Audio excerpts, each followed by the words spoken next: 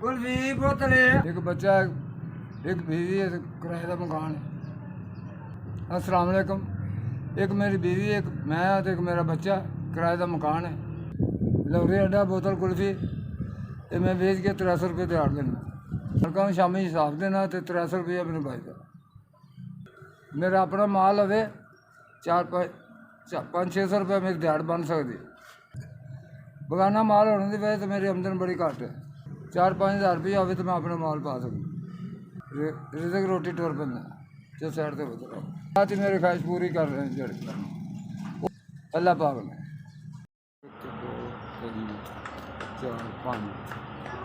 4-5 कलिया 5,000 रुपया मैंने लभ गया।